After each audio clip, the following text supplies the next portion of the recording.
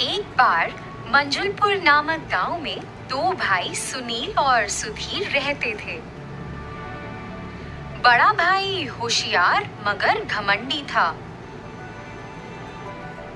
और छोटा भाई सुधीर बहुत दयालु था और लोगों से बहुत नरम दिल से वीडियो को लाइक एंड चैनल को सब्सक्राइब जरूर कर दें।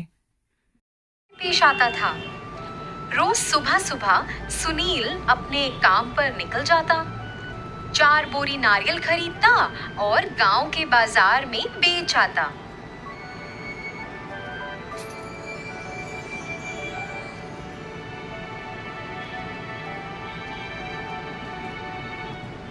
इस तरह वह पैसा कमाता था और अपने परिवार का खर्च उठाता था। लेकिन सुधीर अपने बेटे को तैयार करने और उसे स्कूल भेजने के अलावा कुछ नहीं करता था। घर वापस आने के बाद वह फिर से घर से संबंधित कुछ काम करने के लिए जाता। वह सब कुछ वैसे ही करता जैसे उसकी पत्नी कहती। घर वापस आने के बाद वह दोपहर का खाना खाता और कुछ देर आराम करता था। लेकिन लीला, जो उसकी पत्नी थी, अपने घर के कामों को पूरा करने के बाद सिलाई का काम करती थी और थोड़ा पैसा भी कमाती थी। उस पैसे से वे दोनों अपना जीवन व्यतीत कर रहे थे।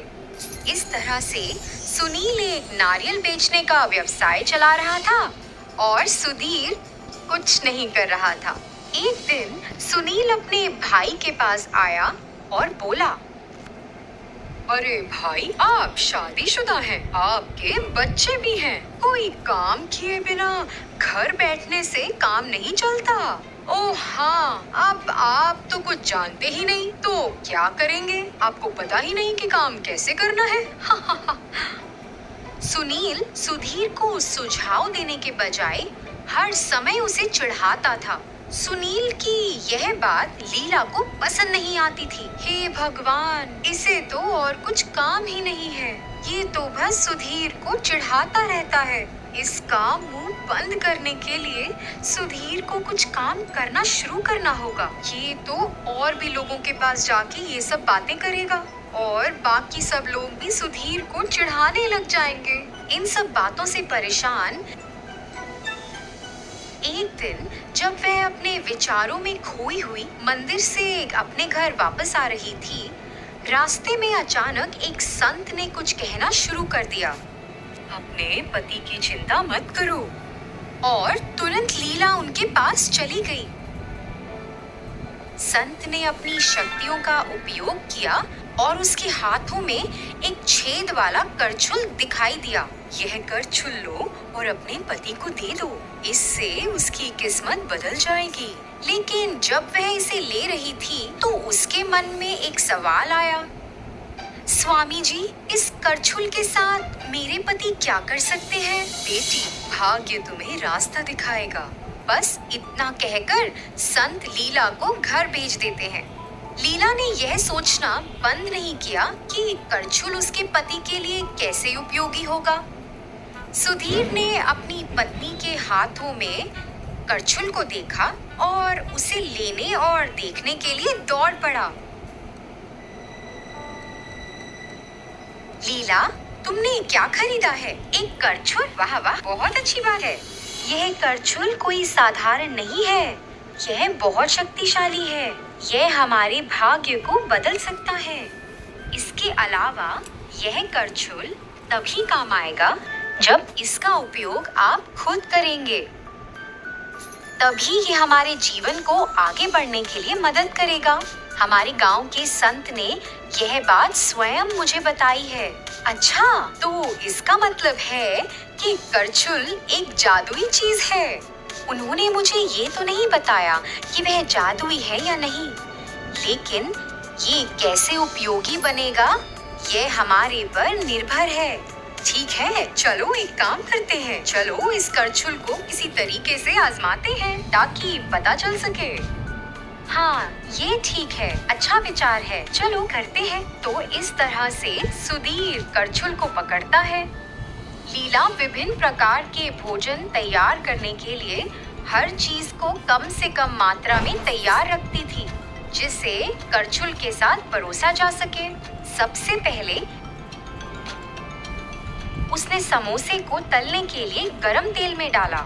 सुधीर ने समोसे को तलने के लिए करछुल का इस्तेमाल किया और उसे तेल से बाहर निकाला, लेकिन कुछ भी नहीं हुआ। उन्होंने मिर्च उठाई और तेल में डालकर उसे तलने दिया। इस बार भी सब कुछ वैसा ही था, हमेशा की तरह। तीसरी बार जब वह जलेबी बना रहे थे और तलने के लिए उन्होंने करछुल का इस्तेमाल किया। हालांकि शुरू में तो बस 4 ही जलेबी थी, लेकिन अचानक सैकड़ों जलेबियां तेल से बाहर निकलना शुरू हो गईं। सुधीर और लीला दोनों इसे देखकर आश्चर्यचकित हो गए और उन्हें तब उस करछुल की शक्ति का एहसास हुआ।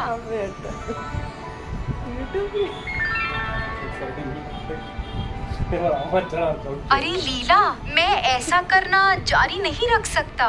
मेरे हाथ दर्द कर रहे हैं। अरे बाप रे, बस एक नजर डालो। और सुधीर ने घर की ओर देखा तो वहाँ सैकड़ों जलेबियां थीं।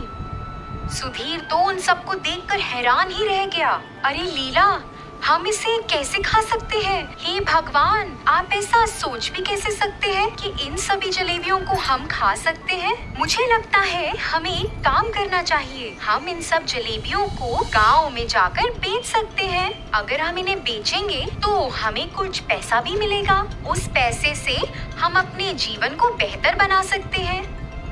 अब समझ आ रहा है कि संत ने मुझे क्या कहा था। ठीक है, लेकिन अगर हम इस जलेबी को गांव में बेचना चाहते हैं तो इसका स्वाद बहुत अच्छा होना चाहिए, तभी गांव के लोग इसे खरीदेंगे।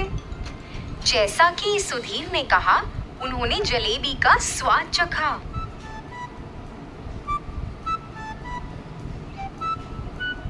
उन्होंने तुरंत तय किया और पहिया गाड़ी में गर्म जलेबी की व्यवस्था की और उन्हें बेचने के लिए गांव के बाजार में चले गए। जलेबी ले लो, ताजा ताजा गरम गरम जलेबी। इस तरह वे गांव में चले गए। जलेबी की सुगंध ने ग्रामीणों को उनसे जलेबी खरीदने के लिए मजबूर कर दिया।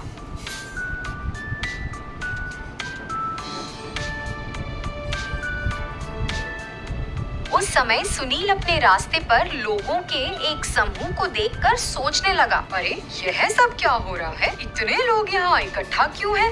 मुझे लगता है कि कुछ तो हो रहा है। वाह वाह, यही सही जगह है मेरे नारियल को बेचने के लिए। उसने ऐसा सोचा और वहाँ चला गया। जैसे जैसे वह करीब गया, उसने खुशी खुशी जलेबी बेचते हुए सुधीर और लीला को वहाँ देखा।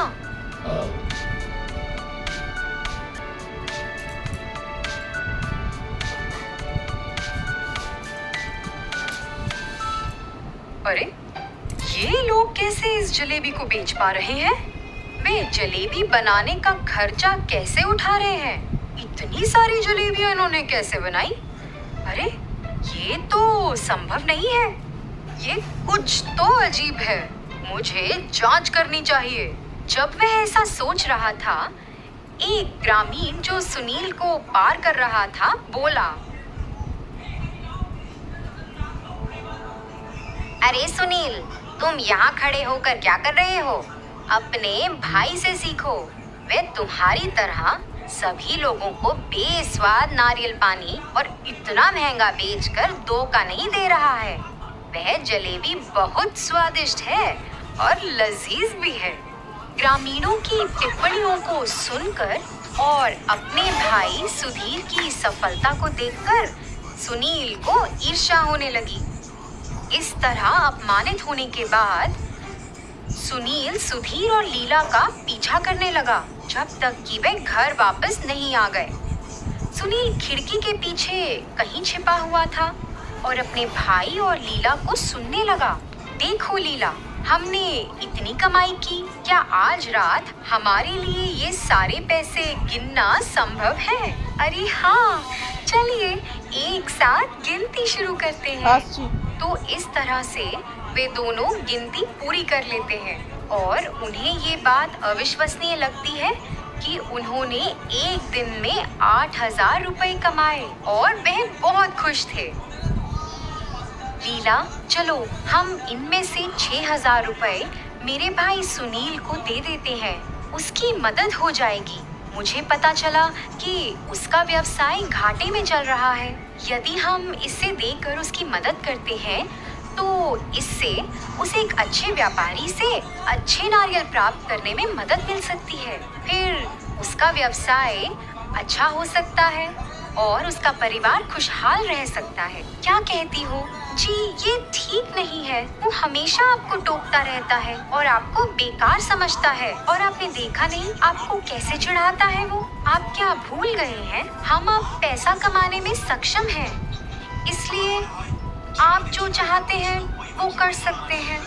और फिर सुनील शुरू से ही सुधीर और लीला को सुन रहा था। उसे अपनी गलती का एहसास हुआ और बिना किसी दूसरे विचार के वह सीधे अपने भाई सुधीर के पास चला गया और उसे गले लगा लिया।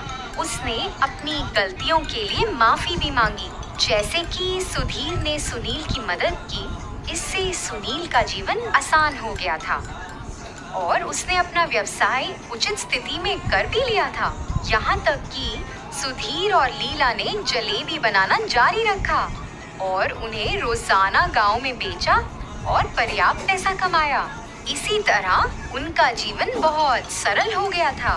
तो बच्चों, इस कहानी से हमें क्या सीख मिलती है? एक बुद्धिमान व्यक्ति को अपनी प्रतिभा का दुरुपयोग किसी दूसरे को पीड़ित करने के लिए नहीं करना चाहिए।